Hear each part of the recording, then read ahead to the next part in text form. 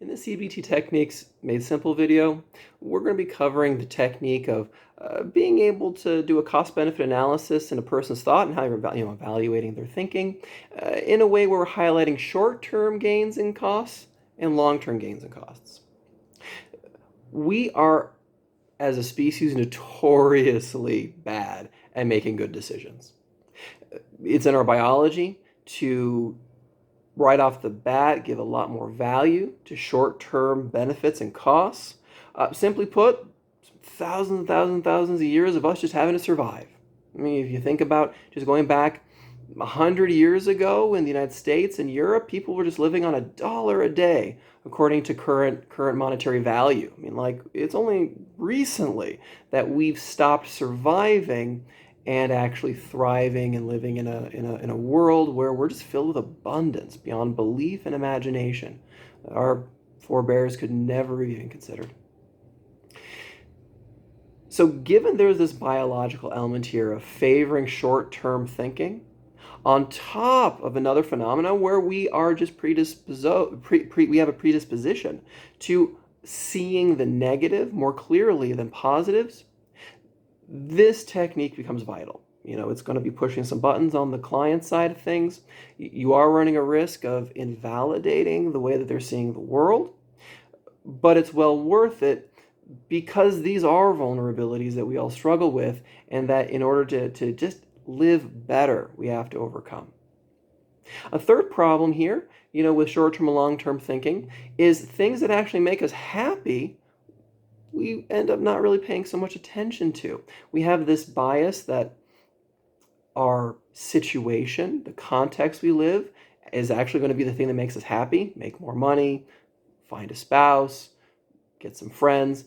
And it's true, these things do make us happy, but they're only short-term gains generally.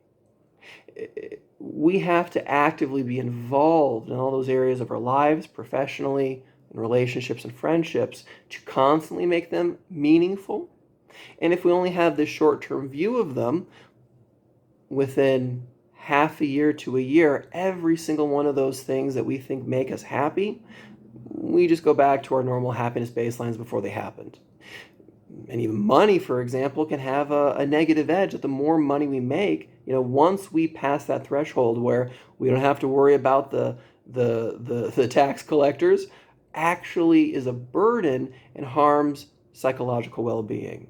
You can check out my other videos covering that topic. It's well worth the watch. So putting all that on the table, this technique is going to be challenging those three biases. So how do you go about with this intervention? What sort of questions do you ask?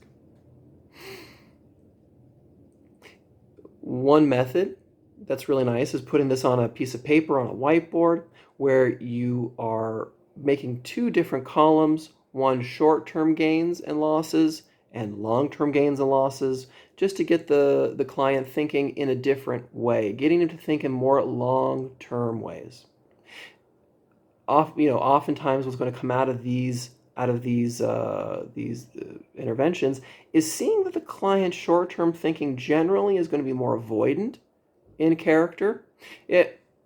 You used to say you have the clients thinking is, I don't want to go to a party, I don't want to get rejected, I don't want to be put in a situation where I can't do small talk, I have nothing to say, and I just suffer. Definitely, that is all short-term thinking, and not going to that party in many ways can be a simple act of avoidance. Because part of living, in a long-term perspective, a part of living is making human connection, making friends, not just because it feels good, which it definitely does, isn't just finding more meaningful things to do, exploring new options, seeing more of the world through other people's eyes, but this is how the vast majority of professional connections are made. You don't get the job sending in your resume. You get the job because you had a good conversation at a party with somebody, and wow, they happen to be in the field you're interested in. It's how people find their spouses, generally getting out in the world, socializing, making yourself known. But all of these things are long-term. It's hard to see them. It's easier just to see, I don't want to be in another awkward situation again. It just is too miserable. So putting this on a piece of paper, putting it in black and white, having that conversation, and even doing some psychoeducation here, raising the client's awareness that this is a common phenomenon people fall into of valuing short-term thinking more, and how usually the big things in life that make life worth living, that open up possibility, is usually going to be found in long-term thinking. Another technique in making this sort of cost-benefit analysis is going back into the past and looking at all the different choices a person's made, and through example after example, what ends up happening, what you end up discovering together, is all the best choices, all the things that really gave them substance in their life were all long-term thinking. It takes 4 years to finish college. It takes a long time in a person's profession to finally have the experience to get to where they want to be. Having a marriage is tough, and working at it month after month, year after year, is what makes it meaningful. It's overcoming those challenges, as opposed to those one-off, short-term thinking sort of ways of relating here.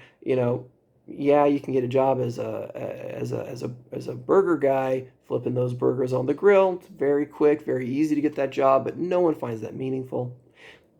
String of failed relationships. Maybe they lasted a couple weeks, maybe at most a month. It's easy enough to have a date, but man, is it a different way of thinking and behaving if it's from a long-term perspective. And so by mining the client's own experiences, you can start to piece together, well, wait a second, well, this problem we have on the table now of not wanting to go to this party, maybe there are long-term cost benefits that we should outline here that would make it worth going, even though you really can't feel it now and you really can't see it now. It might just be like all those other examples in your life where you really cashed in. Possible problems with this sort of technique, like I said, it can be very invalidating. We are rooted in giving more value to short-term thinking. You don't want to write off the client's experience, and especially because there's so much reason to doubt short-term thinking, oftentimes the clinician, the therapist himself, will blind himself from actually, legitimate reasons not to show up to the party. Maybe there's going to be someone there who will cause your client a lot of harm and a lot of heartache that it would be beneficial just to avoid. It's not always true that avoiding is bad. Sometimes you got to have a strategic retreat. If you like this video, go ahead and give it a like. I'd love to hear your guys' thoughts about this technique in the comments section.